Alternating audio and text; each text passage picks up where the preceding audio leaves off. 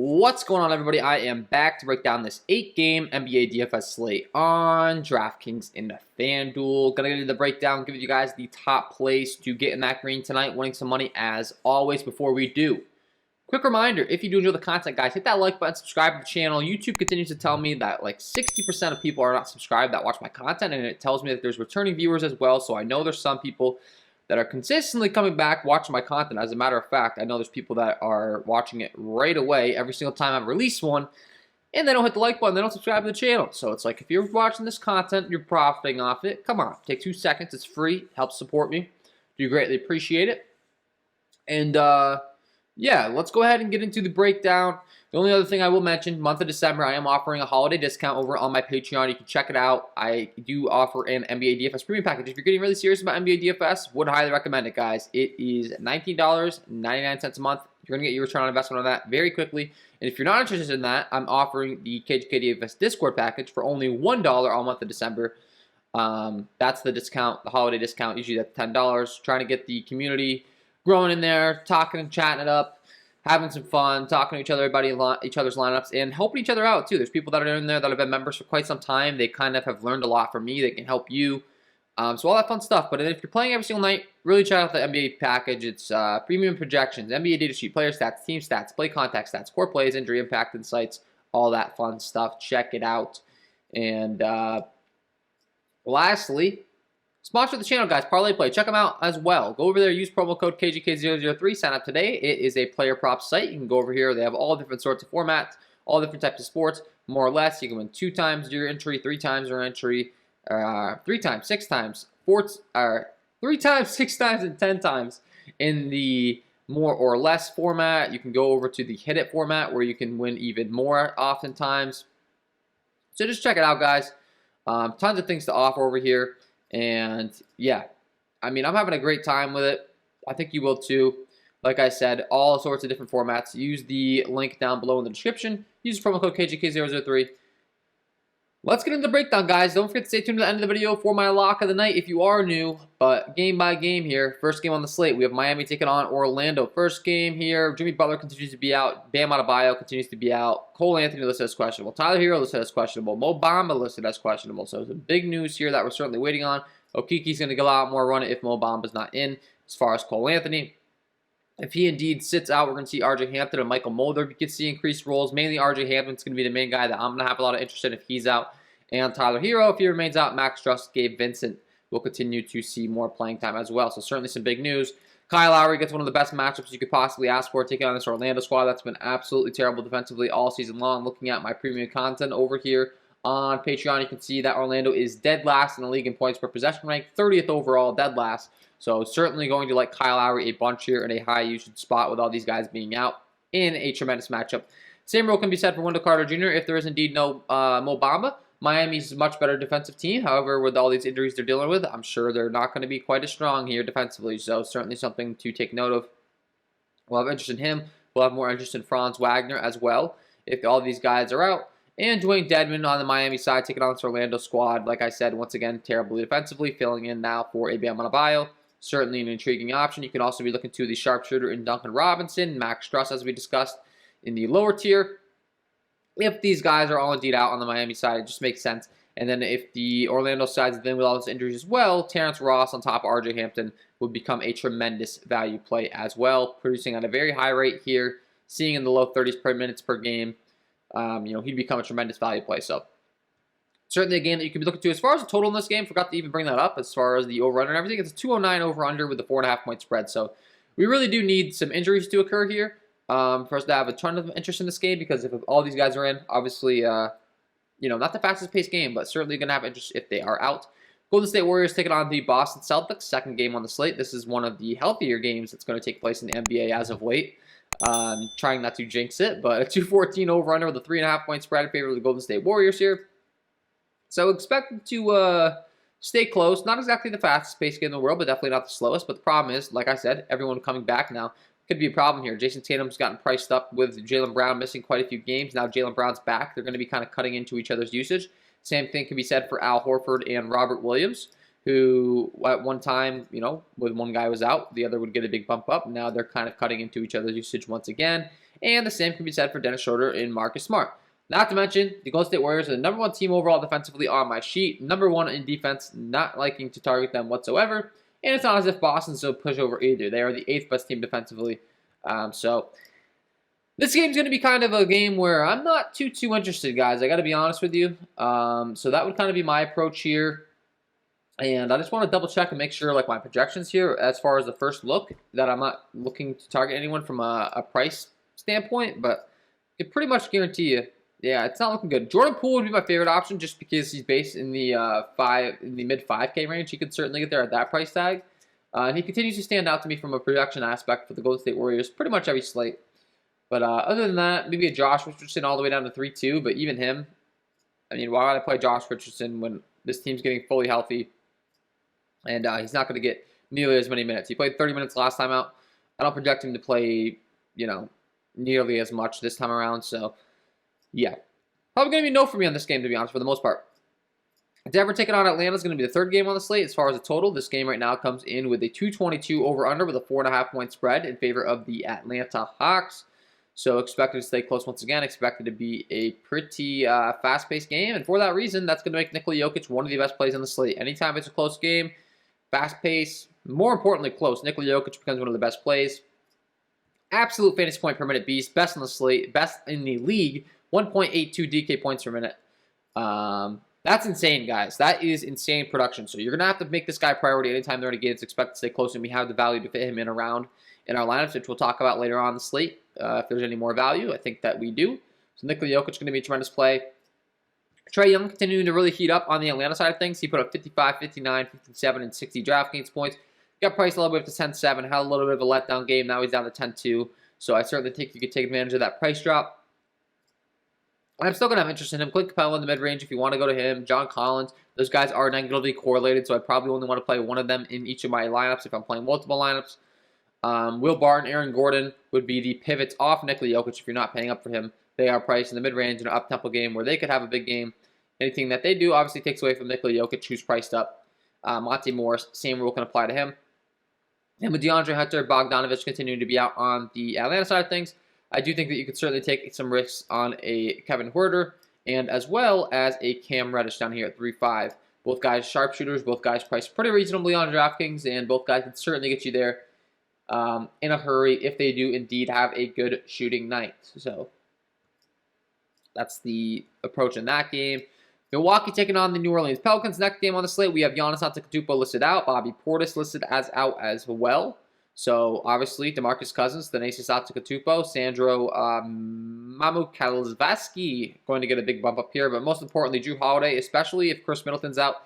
I don't expect him to be. He's listed as probable. So, Chris Middleton, Jrue Holiday going to be two of the best plays on the slate by far. They're not priced up appropriately for this new role that they're going to be taking on, especially Chris Middleton, 6'7". That's just too cheap, man.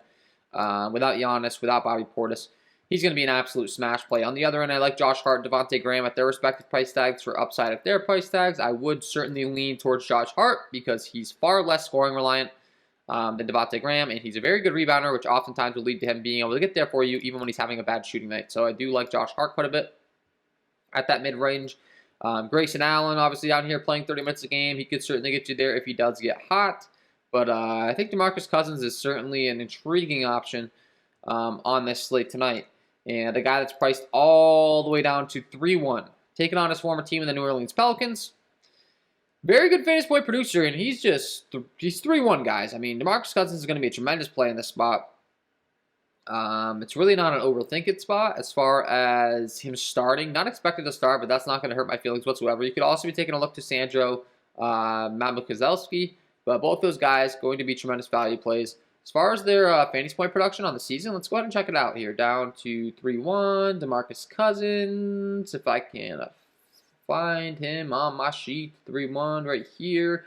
He is putting up 1 DK point per minute so far on the season. And then as far as Sandro, he's putting up 0.7 DK points per minute. So yeah, DeMarcus Cousins is definitely the better fantasy point producer of the two. But both going to be intriguing options. Then obviously, like I said, Jrue Holiday and Chris Middleton are going to be some of the best plays in the slate. It's really a no-brainer, so those two guys you could certainly be taking a hard look to. As far as anyone else, Jordan Nwora can certainly get a bump up in usage as well in minutes. He obviously becomes a tremendous play Rodney Hood, you could be taking a look to. George Hill, you could be taking a look to. You get the point. But yeah, I mean, certainly want to be targeting the guys that are producing at the highest rate. That'd be Jordan Nora, DeMarcus Cousins, Grayson Allen. You could look to Pat Connaughton in the mid-range as well. Don't sleep on him. He can shoot the ball. He's just a little bit more appropriately priced than some of these other guys we discussed. So on the other side, the New Orleans Pelicans, Brandon Ingram, Jonas Valanciunas obviously going to lead things off as far as the highest upside on their respective team. Brandon Ingram finally starting to produce at a pretty high rate here, put up around 50 games, so you could certainly be looking there. JV can always produce at a high rate in games, expect to stay close. And then, like I said, Josh Hart. Anyone else, I'm not really looking to get too cute with on the New Orleans Pelicans side of things. San Antonio Spurs taking on the Utah Jazz. As far as this game's concerned, in a total, this game comes in right now with a 225 over-under, an 11-point spread in favor of the Utah Jazz. So Utah's expected to win this one very easily. For that reason, it's pretty scary to be targeting it. However, it does have a high total. If the game can stay close, it's pretty obvious who's going to keep it close on the San Antonio Spurs side of things. It's going to be DeJounte Murray, Derek White, Jakob Poeltl, the big three, so to speak, that's developing over there in San Antonio. So these three guys are certainly guys you're going to want to get exposure to if you think the game's going to stay close. The problem is Utah's defense is tremendous. I don't like targeting Utah's defense whatsoever, especially when Rudy Gobert's in. Rudy Gobert is just such a good defensive anchor around the paint. Anytime someone gets inside, tries to drive the rim, he's just so good at deterring shots. I don't really want to have too much interest in these guys, but if you're playing someone on the other side, like a Donovan Mitchell, like a Rudy Gobert, in a game that has the, I believe, highest total on the slate, that's the counter argument you can make. Well, no, there's two late games that are going to edge it out barely, but, it's tied for essentially the highest total on the slate.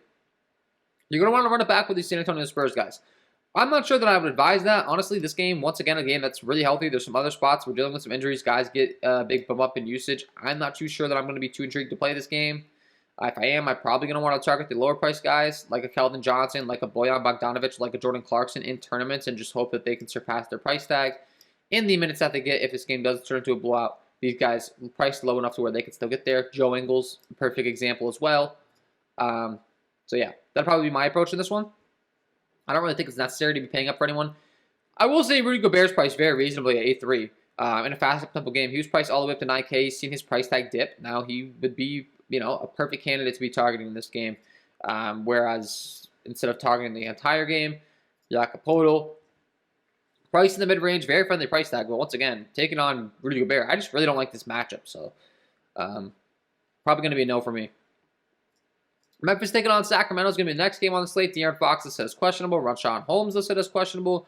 De'Aaron Fox is listed as doubtful, so expect Davion Mitchell to get a big bump up here. Rashawn Holmes listed as questionable. He's also doubtful, so expect Tristan Thompson, Alex Len to get minutes, and Tyrese Halliburton is questionable as well. So if he's out, obviously it's going to be a lot of usage to go around on this side of things. As far as the total and everything in this game right now comes in with a 225.5 over-under with a 5-point spread in favor of the Memphis Grizzlies. That spread could maybe go up more if these guys are indeed confirmed out. But on the Sacramento side, like I said, we already have confirmation that a couple of these guys are out. So Harrison Barnes, Buddy Hield, certainly going to grade out as tremendous plays to us. They're going to play lots of minutes, get lots of usage. Kind of a no-brainer there. Obviously, Davion Mitchell, we talked about stepping up and stepping in. Marvin Bagley continues to be listed as out as well. So the fact that he's out, obviously Tristan Thompson is going to be a tremendous play. Alex Len's listed as questionable.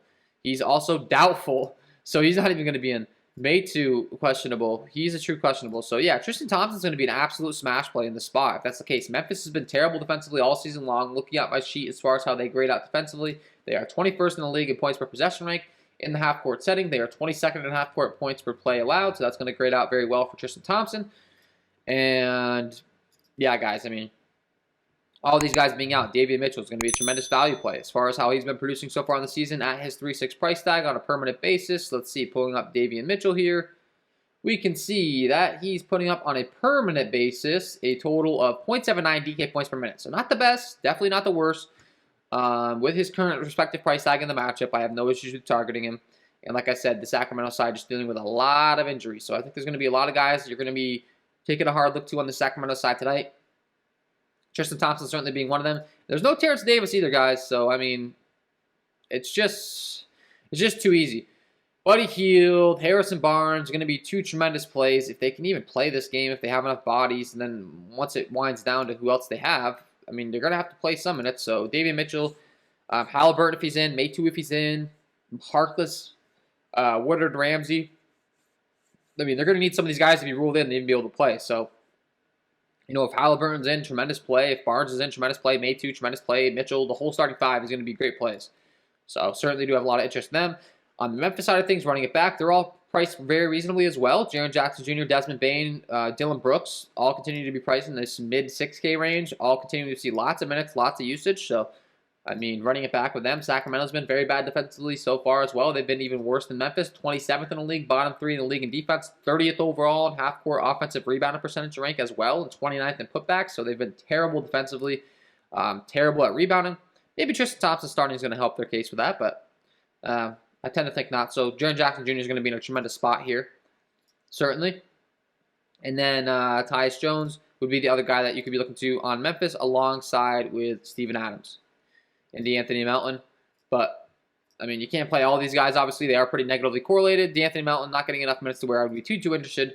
Probably the Steven Adams and then the other three guys. And like I said, the more of them you play, the more negatively correlated they are. So you kind of want to pick and choose your spots on that side of things. LA Lakers taking on the Minnesota Timberwolves. Russell Westbrook was already ruled out in this one. Taylor Horton-Tucker was already ruled out in this one. That is very big news, obviously, because that's going to make LeBron James, Anthony Davis, two of the best plays on the slate. LeBron James going to become an absolute usage monster here, taking on a Minnesota squad that we're not scared of defensively whatsoever as far as the total in this game. This game comes in with a 223 over-under. Great pace, only a 1-point spread in favor of the Minnesota Timberwolves. So LeBron, going to be a priority for me, top pay-up option. Anthony Davis is expected to be back. He's going to be a tremendous option as well, being listed as probable. I would definitely prefer LeBron. Anthony Davis just hasn't been playing the best. I still think Anthony Davis could get you there. I still think he could have a tremendous game, but if I'm only playing one of these guys, I would lean going with LeBron. And then on the other side of things, Karl-Anthony Towns, Anthony Edwards, D'Angelo Russell all being healthy makes it a little bit more difficult to really want to be targeting these guys. I would lean towards targeting either Anthony Edwards or D'Angelo Russell. They are negatively correlated.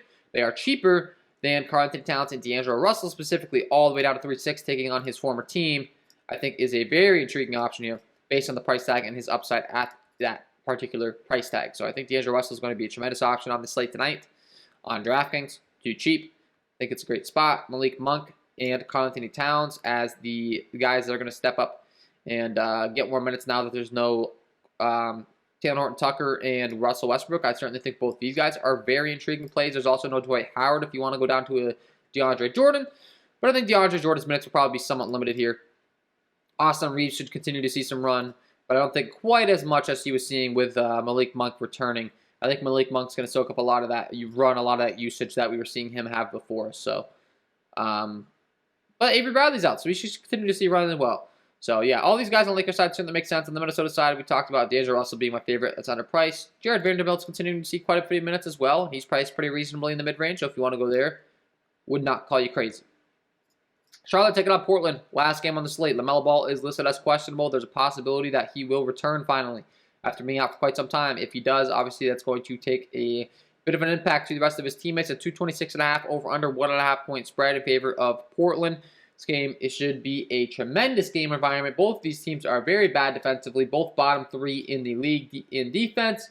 29th for Charlotte, 28th for Portland. Both really struggling, so that's going to be fantastic for a fantasy point environment. Damian Lillard is going to be one of the best plays on the slate, taking on the Charlotte team that's been really bad defensively. There's no CJ McCollum still. He's going to have a ton of upside, going to like him. Same can be said for Yusuf Nurkic, who's finally seeing some more minutes, seeing 30-plus minutes on a consistent basis now, which is obviously a big difference. He was priced all the way up to 7.8 last time. They finally priced him down to 7.3. I know he's been very friendly priced over there on FanDuel as well. We'll have to check that out after we're done talking about DraftKings here, but if he continues to be cheap over there, going to be a tremendous option for sure. And definitely making a lot of sense to me. Kelly Oubre, Gordon Hayward, Terry Rozier. I mean, these guys are all going to take a hit with LaMelo Ball coming back if he does. So that's a little bit unfortunate. If he doesn't, certainly going to be taking a hard look at these guys once again. But if he does, they're so priced up because of the injuries that Charlotte was dealing with, and now they're all going to be healthy. It's a little bit of a no for me. PJ Washington still priced very reasonably down here at 5.8. He'd be one of my favorite options on the Charlotte side of things. And I certainly do like Norman Powell on the Portland side of things as well. With there continuing to be no, McCollum, he's going to be a very solid mid-range option. So that's kind of where I'm looking to on DraftKings. Over on FanDuel, let's take a quick look, talk about some pricing discrepancies. We definitely have some interest in the Kings guys over here on FanDuel. Once again, Harrison Barnes, Buddy Hield, going to be two of the top plays on the slate. I mean, these guys are just dealing with so many injuries. that the usage is going to be there. Harrison Barnes priced at 5.7, Buddy Hield priced at 5.1. I think Carmelo Anthony priced in the 4K range over here on FanDuel. Once again, with there being no Russell Westbrook, is a very valid option. That's just going to be too cheap for him now with the role that he's expected to take on, the 4K range.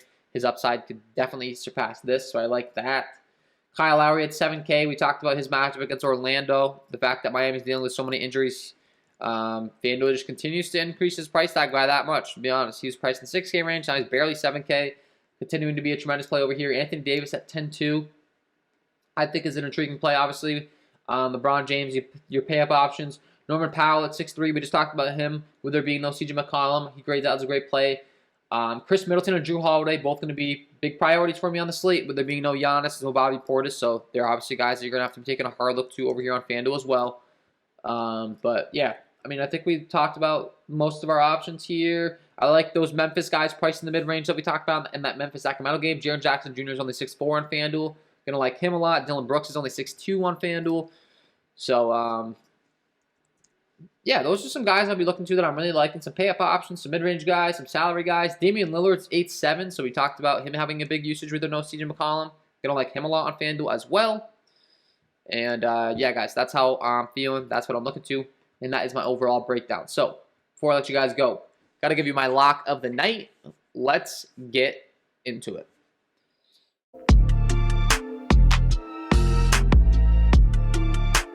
And my lock of the night tonight is going to be Harrison Barnes. The Sacramento team completely depleted. Harrison Barnes' price tag has not been adjusted accordingly and producing at a very high rate on the season, putting up 0.91 FanDuel points per minute as far as DraftKings is concerned, 0.95 DK points per minute.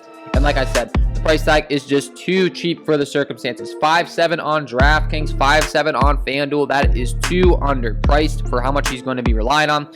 No De'Aaron Fox, possibly no Halliburton, no Rashawn Holmes. So much usage to go around for this Sacramento squad, and he's going to be right at the heart of the usage in this one.